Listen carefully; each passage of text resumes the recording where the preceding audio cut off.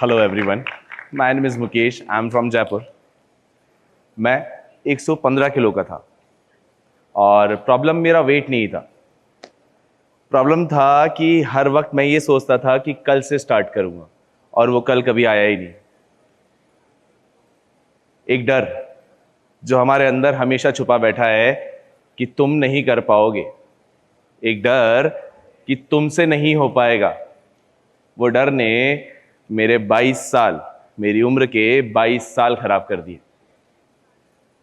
मुझे मेरी कॉलोनी में, मेरे स्कूल में, मेरे कॉलेज में, इनफैक्ट मेरे कजिन्स तक मुझे मेरे नाम से कोई नहीं बोलता था। किसी को शायद मुकेश नाम पता ही नहीं था।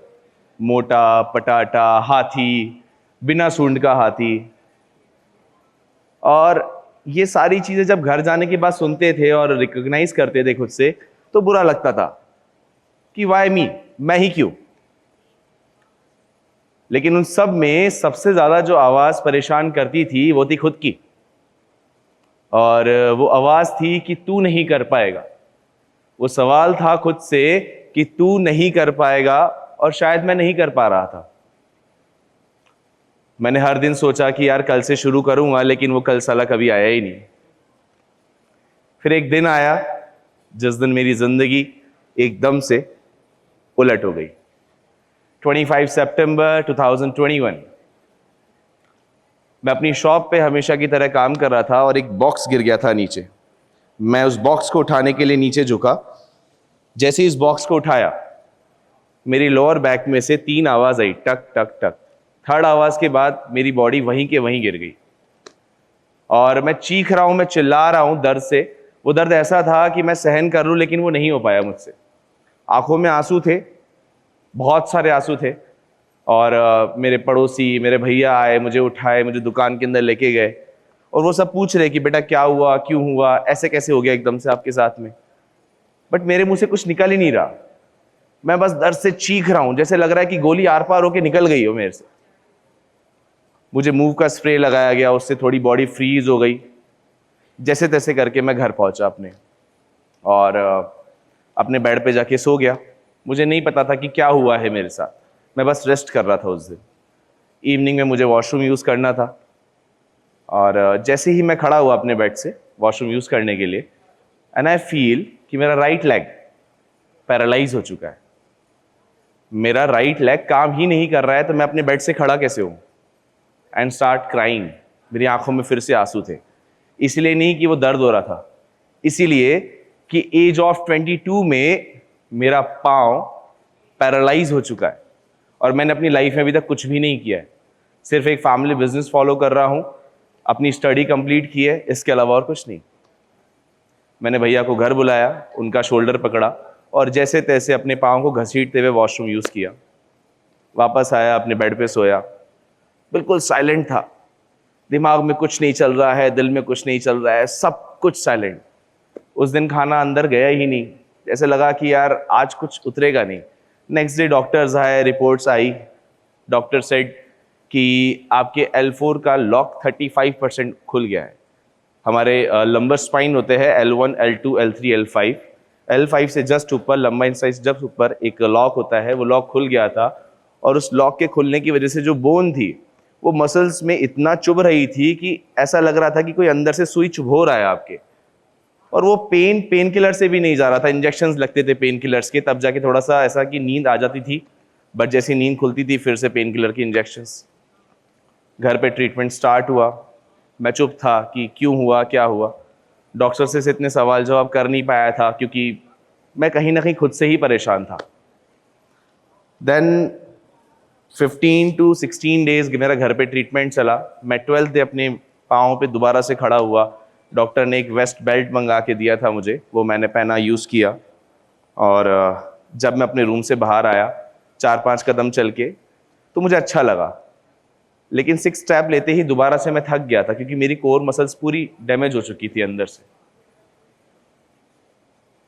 15 डे जब ट्रीटमेंट मेरा फिनिश हुआ तो मेरा डॉक्टर से सबसे पहला सवाल कि वाई मी, मैं ही क्यों। क्योंकि हमेशा जब आपके साथ कोई चीज़ होती है तो सबसे पहले आप सवाल करते हैं अपने आप से कि वाई मी, मैं ही क्यों। तो मैंने डॉक्टर से सवाल किया कि सर मेरे साथ ही ऐसा क्यों हुआ, मैं एज ऑफ 22 के अंदर मेरी लंबर स्पाइन के अंदर लॉक क्यों खुला? They said your body weight, आपका 115 किलो का वजन आपकी बॉडी के लिए बहुत हार्म है। उस वक्त वो बहुत ज़्यादा हिट करी ऐसी चीज़ जो शायद मेरी लाइफ बदल दी उस बात से।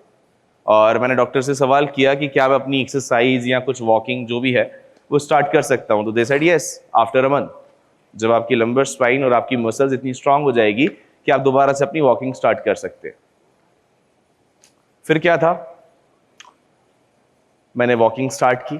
After a month, second, third day, fourth day, मेरे पाँव, मेरे पेन वापस से स्टार्ट हुआ। फिफ्थ डे मैंने स्किप किया। सिक्स डे मुझे रिग्रेट हुआ कि यार मैंने स्किप क्यों कर दिया। देन आई टर्न अगेन, मैंने सेवेंथ डे फिर से स्टार्ट किया। क्योंकि मोटिवेशन सिर्फ 2 दिन चलता है लाइफ में, लेकिन डिसिप्लिन आपकी जिंदगी बदलता है लाइफ की। मेरी भी जिंदगी बदली उस दिन के बाद। मैंने वॉकिंग से कब मेरी बॉडी रनिंग के पार्ट में डेवलप हुई मुझे पता नहीं चला।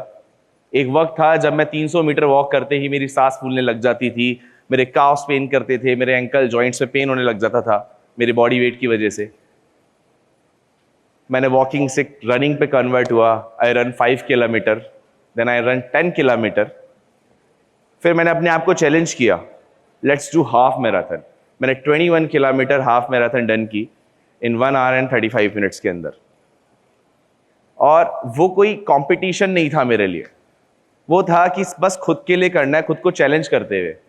और जब आप अपने आप को चैलेंज करते हैं तो आप अपने आप को एक नया डेस्टिनी तक लेके जाते हैं, एक नई डेस्टिनी तक लेके जाते हैं। तो यस, जब मेरी हाफ मैराथन कंप्लीट हुई तो मैंने गोल किया कि I do full marathon also. I done 42 kilometres full marathon in 4 hours and 35 minutes. वो मेरे लिए खुद के लिए एक रिकॉर्ड था कि जो पर्सन वॉक नहीं कर पा रहा अपने बेड से उठ के, वो एक फुल मैराथन को कंप्लीट कर रहा है। तो हाँ, मुझे बहुत अच्छा लगने लगा। देन घर बैठे ऐसे रील स्क्रॉल करते हैं आप, तो रील स्क्रॉल करते करते मुझे ट्रैक्स दिखे जो माउंटेन्स पे, उत्तराखंड पे, हिमाचल पे, जम्मू कश्मीर में बड़े बड़े ट्रैक्स होते। तो सबसे पहली नज़र मेरी पड़ी केदारकंठा ट्रैक पे, जो कि विंटर का बहुत फेवरेट सा ट्रैक है। आई थिंक आप लोगों में से कुछ लोग गए हुए होंगे या प्लान कर रहे होंगे। मैं केदारकंठा ट्रैक पे गया और वो मेरा पहला सोलो ट्रैक था जिसका एल्टीट्यूड 12,100 फीट पे था। और पता नहीं क्यों लोग उस वक्त ऐसा कह रहे थे कि भाई ऊपर जाके जो सनराइज देखने को मिलेगा वो बड़ा प्यारा होगा। और मैंने अपनी ट्रैक कंप्लीट करी। उस वक्त हमारे पास हमारा बैकपैक होता था, उस बैकपैक के अंदर बॉडी वेट तो आपका खुद कैरी कर ही रहे हो आप ऊपर, बट उस बैकपैक का वेट 30-35 kg, क्योंकि आपको अपनी लेयरिंग, अपना जो भी फूड एसेंशियल सब कुछ आपके साथ कैरी करना पड़ता है ऊपर तक। आई टुक इट, मैंने उसको ऊपर तक कैरी किया। हम लोग सनराइज पॉइंट पे गए। रात को 3 बजे उठ के हमें सनराइज पॉइंट तक लेके जाना पड़ता था। और जब मैं 12,000 फीट की ऊंचाई से सनराइज को देख रहा हूँ, मेरी आंखों में आंसू थे कि मैंने ये क्या देख लिया कि पहाड़ों पे इतनी खूबसूरत चीज़ भी होती है क्या? सनराइज देखना भी इतना खूबसूरत होता है? लेकिन नहीं, वो था कि जो 12,000 फीट की आप ऊंचाई पे कंप्लीट करने के बाद वो एल्टीट्यूड पे पहुंचते हैं, वो ऊंचाई जो आपने कंप्लीट की, वो डेस्टिनेशन जो आपने कंप्लीट करी उस टॉप पे देखने के लिए। नहीं तो ऐसे बहुत से लोग थे जो शायद 50% पार्ट करने के बाद बोले कि नहीं यार, मुझसे नहीं हो पाएगा। उन्होंने गिव अप कर दिया वो ब्यूटीफुल सा सनराइज देखने के लिए।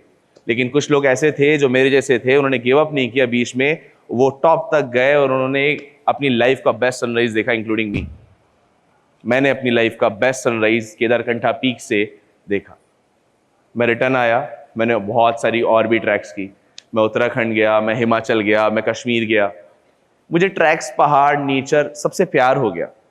और कहीं ना कहीं मैंने अपनी लाइफ का गोल, अपना पैशन ढूंढ लिया कि शायद पहाड़, शायद नेचर एक लाइफ का ऐसा गोल है, अगर आप इसमें जाते हैं तो आपको खुशी मिलती है, सेल्फ हैप्पीनेस, अंदर वाली खुशी। मैं जयपुर दोबारा आया, सारी ट्रैक्स कंप्लीट हुई।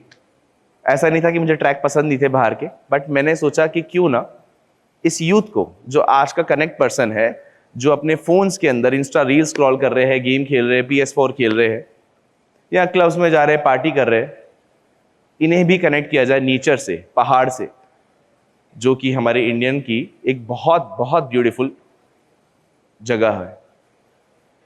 हमने सफरनामा स्टार्ट किया। सफरनामा नाम बड़ा यूनिक था और वैसे ही काम भी बड़ा यूनिक थे। सफरनामा का सबसे पहला काम था, हमने स्टार्ट किया ट्रैक्स। हमने जयपुर के अंदर ट्रैक्स ढूंढी और ट्रैक्स कराए।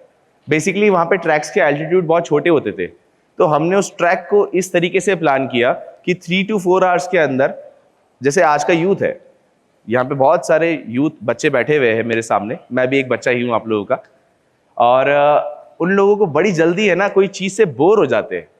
हम आधा या 1 घंटा किसी को सुन रहे हैं, किसी को देख रहे हैं, तो हम स्किप करने लग जाते हैं उस पार्ट को। इसीलिए आज यूट्यूब सक्सेसफुल नहीं है, इंस्टा रील सक्सेसफुल है। क्यों? क्योंकि हमें 30 मिनट सुनना पसंद नहीं है, लेकिन वो वही पार्ट अगर हमें 30 सेकेंड्स में मिलेगा तो शायद मजा आने लगेगा। इसलिए हमने ट्रैक्स को कुछ इस तरह से प्लान किया कि 3 to 4 आवर्स के अंदर बहुत सारी चीजों को प्लान किया। जस्ट लाइक कि आप जा रहे हैं एल्टीट्यूड पे, आपने सनराइज एंजॉय किया, वहां पे हमारे पास में लाइव गिटारिस्ट होते थे जो ऊपर टॉप पे जाके आप लोगों के लिए जैमिंग प्ले कर रहे हैं। उसके बाद में टीम, जो हमारे साथ में बहुत सारी टीम थी, वो आप लोग के लिए रिफ्रेशमेंट रेडी कर रही है, जहाँ पहाड़ों वाली मैगी, पहाड़ों वाली चाय, इस तरह की चीज़ें प्रिपेयर कर रही है और वहीं पर ही आपको सर्व कर रही है। वापस आना, कुछ गेम्स एक्टिविटीज़ प्लान होती थी, जिसमें कुछ फन गेम्स, कुछ स्ट्रेंथ गेम्स, कुछ ऐसे गेम्स जहाँ पे स्ट्रेंजर्स ऑटोमेटिकली फ्रेंड बन जाते, दोस्त बन जाते थे। वो लोग जब एक दूसरे का नाम भी नहीं जानते थे ट्रैक से पहले तक, उसके बाद वो लोग एक दूसरे से इंस्टा एक्सचेंज कर रहे हैं, वो लोग आफ्टर द ट्रैक मिल रहे हैं। हमें मज़ा आने लगा। क्यों? क्योंकि उनके चेहरे, उनके मुस्कुराते हुए चेहरे हमारे पास आते थे आफ्टर द ट्रैक। वो आते थे, मुझसे हैंडशेक करते थे, मुकेश भाई मजा आया। तो मैंने कहा ऐसा मैंने क्या कर दिया भाई मजा आ गया? बोला यार भाई इतना फन, या कहो कि 3 घंटे के अंदर इतना सारा सब कुछ हमें कभी अपनी लाइफ में नहीं मिला। तो मैंने उनको कहा कि बाबा 3 घंटे में मैंने कुछ नहीं किया, आपने इस 3 घंटे के अंदर पहाड़ एक्सप्लोर करे, आपने नेचर को समझा, और द मोस्ट पार्ट इज आपने नेचर की और पहाड़ की रिस्पेक्ट करी। तो जब आप उसकी रिस्पेक्ट करते हो तो दुनिया भी आपकी रिस्पेक्ट करती है। तो ये हमें बहुत अच्छा लगने लगा। फिर क्या था, सफरनामा को और हमें कहीं नहीं रुकना था। हम एवरी संडे 100 नए चेहरे ट्रैक्स पे ले जाने लगे, और टचवुड आज जयपुर की नंबर 1 ट्रैकिंग कंपनी बोलते हुए मुझे नाज होता है खुद पे और मेरी टीम पे कि हम लोगों ने रन करते हुए आज 2 years प्लस हो चुके हैं। And thank you so much Jaipur और हमारे जो ट्रैकर्स हैं जो हमें देख रहे हैं उनके लिए। फिर हमारी जो फैमिली थी वो इतनी बड़ी बन चुकी थी कि वो ट्रैक से अच्छा तो लगने लगा था, बट उन्हें और भी कुछ चाहिए था, just like masala. Then we started camping. Camping events हम लोगों ने वहीं जयपुर में स्टार्ट किया। रिजॉर्ट के अंदर रिजॉर्ट बुक करना, कैंप पिच करना, उन्हें कैंप पिचिंग सिखाया कि अगर कभी आप बड़ी ट्रैक्स या बड़े माउंटेन्स पे जाएंगे तो किस तरीके से आपको कैंप्स के अंदर रहने का होता है। कैंप्स पिच करना सिखाया, कैंप्स के अंदर रहना सिखाया, क्योंकि हमें ये चीज़ भी ज़रूरी है कि आप अपने कंफर्ट जोन से बाहर निकले और हर कंफर्ट में रहने की आदत डालें। क्यों? क्योंकि अगर आप 24 आवर अपने बेड पे पड़े हुए हो तो आप कुछ सीख नहीं सकते। इसीलिए हमारा भी ये काम था कि यूथ को, या जो नए लोग हैं जिन्हें ये चीज़ पता भी नहीं है, उन्हें उन चीज़ से कनेक्ट करना जिस चीज़ से वो आज भी दूर है। Camping, then we start tours and trips. Strangers meetup होता था, सोलो ट्रैवल्स, आप लोगों से जैसे अलग अलग सिटीज से, अलग अलग एरिया से बंदे आते थे, जयपुर में इकट्ठे होते थे, 15-20 लोग का ग्रुप लेके जाते थे हम लोग। मैंने भी रिसेंटली ऋषिकेश ट्रिप कराया 20 लोगों का। वो सारे 20 लोग अननोन थे, एक दूसरे को नहीं जानते थे। वो 20 लोग गाड़ी में बैठे हमारे साथ चल रहे, विद इन 2 आवर्स उन सबको एक दूसरे के नाम पता लग गए। क्यों? वो हम लोग एक्टिविटीज कुछ इस तरह की कराते। और जब वो लोग रिटर्न आ रहे हैं, इनफैक्ट 2 लड़कियां तो एक मैम को हक करके रोने लग गई कि मैम दोबारा कब मिल रहे हो? तो मैंने कहा भाई रोने वाली क्या बात है, अभी विदाई थोड़ी हो रही है आप लोगों की, दोबारा मिल लेंगे, हो तो जयपुर में ही। और इस चीज से बड़ी खुशी मिलती थी कि जब लोगों के फीडबैक रेटिंग्स में नहीं आते थे। रेटिंग्स नो डाउट हमारे काम को और बड़ा करती है, बट वो रेटिंग जब 1 to 1 कोई पर्सन आके आपको बोल के जा रहा है वो चीज कि यार भाई मजा आया, ये चीज कहां थी अब तक, या फिर यूं कह रहे थे कि कहां थे अब तक आप। मैं इसी के साथ आपको एक ट्रैकर का किस्सा सुनाना चाहूंगा। और थैंक गॉड वो बंदा अभी अपनी लाइफ में बहुत कुछ उखाड़ रहा है। मैं उसका नेम शेयर नहीं कर सकता आपसे क्योंकि थोड़ा सा पर्सनल है। वो एज ऑफ 23 था उसका, और बहुत अच्छी प्रोफाइल से था, बहुत अच्छी फैमिली से बिलोंग करता था। जयपुर में रहता था, गोपालपुरा के आसपास। उसका बेसिकली जो मेजर था कि एवरी सैटरडे क्लब में गया, मस्त दारू पी, शाम को सुबह के 4 बजे तक दारू वगैरह पी, भंड हो गए, घर आए, सो गए। संडे ऑफ है किसी भी स्टूडेंट के लिए, किसी भी कॉर्पोरेट लाइन के लिए, किसी भी वर्कर के लिए। वो संडे की शाम को 6-7 बजे उठता था और उसको लगता था कि यार मैंने मेरी लाइफ में बहुत कुछ उखाड़ लिया, कि मैं सैटरडे को दारू पी रहा हूँ और संडे को अपनी जिंदगी सिर्फ सोने में बर्बाद कर रहा हूँ। ऐसा उसको लगता था कि यार ये सब कुछ अच्छा चल रहा है। एक दिन वो अपने दोस्तों के साथ हमारे साथ ट्रैक पे आ गया और मुझे नहीं पता था कि उसकी लाइफ कब चेंज होने वाली है, और खास करके उसे भी नहीं पता था। वो आया ट्रैक पे, उससे अच्छा लगा, उसने मुझसे शेयर नहीं किया ये बात। वो कंटिन्यू 18 वीक्स, 18 हफ्ते तक वो कंटिन्यू हमारे ट्रैक पे आया, अराउंड 4 मंथ्स। और जब उसकी फूटा वो बंदा, जब वो रोया मेरे पास आके, उसने एक चीज बोली मेरे को हक करते हुए कि यार मुकेश भाई, मेरी दारू छूट गई आपकी वजह से। मैंने कहा भाई अब मैंने क्या कर दिया यार? तो उसने कहा कि भाई मेरा एवरी सैटरडे का रूटीन था, मैं जाता था क्लब में, दारू पीता था और संडे सोने में बर्बाद करता था, लेकिन मैं एक बार सिर्फ आपके पास आया और मेरी दारू छूट गई। तो मैंने कहा भाई मैंने तेरी दारू नहीं छुड़ाई है, तुझे नेचर पसंद आने लगा, तुझे पहाड़ पसंद आने लगे, इसलिए तेरी दारू छूटी। आप क्रेडिट मुझे मत दो, आप क्रेडिट नेचर को दो, आप क्रेडिट उन लोगों को दो जिसने आपकी लाइफ चेंज करी। हो सकता है वो इंसान नहीं हो आपकी जिंदगी में, हो सकता है वो पहाड़ हो सकता है वो नेचर हो सकता है वो कुछ भी हो। मैंने उस बंदे को कहा कि क्यों ना, अब तेरे पास ये संडे अवेलेबल है तो क्यों संडे को इन्वेस्ट किया जाए। मैंने सिर्फ इतनी सी बात बोली। आज उस बंदे ने भी रिसेंटली यूपीएससी क्रैक किया है और मुझे इतनी खुशी हुई दिल से कि मैं उस बंदे के साथ गया हूं, उसको 1 किलो मिठाई दे के आया। मैंने कहा वेल डन भाई, जो कर रहा है करते रहे, ट्रैक पे तेरा आने का मन है, इट्स ओके, बट तेरी दारू छूट गई है, ये बहुत अच्छी बात है और दोबारा स्टार्ट मत करना। जब तू अपनी लाइफ में कुछ कर ले तब तू सोचना। तो उसने कहा हाँ मुकेश भाई मैं करूंगा वैसा। तो हाँ, वो बंदा कंटिन्यू कर रहा है। इसी के साथ मेरे साथ एक और इंसिडेंस हुआ। मैं गवर्नमेंट ऑफ राजस्थान के एक सीक्रेट प्रोजेक्ट से जुड़ा हुआ हूँ। अब तक ये बात सिर्फ 2 लोगों को पता थी, मेरे को और उन पर्सन को जिनके साथ मैंने बैठ के एक साइन किया था। नवंबर मंथ की बात है, मैं ट्रैक पे गया हमेशा की तरह। तो मेरी टीम नीचे उतर चुकी थी और मैं जस्ट नीचे उतर रहा था, तो मैंने एक ट्रैक पे बहुत सारा ट्रैश देखा, बहुत सारी गंदगी थी। और उस ट्रैश पे जब मैंने वो चीज़ देखी और मुझे वो वीडियो वगैरह वायरल हुआ, उसके बाद हम लोग वहाँ गए और हमने बात वगैरह की कि इस गंदगी को उठाया हम लोगों ने जैसे तैसे करके। फिर गवर्नमेंट ऑफ राजस्थान से मुझे उस चीज़ को बुलाया गया और बताया गया कि कैसे आप उस गंदगी को साफ कर रहे हो और हम क्लीनिंग ड्राइव्स भी अब जयपुर में कंटिन्यू कर रहे हैं।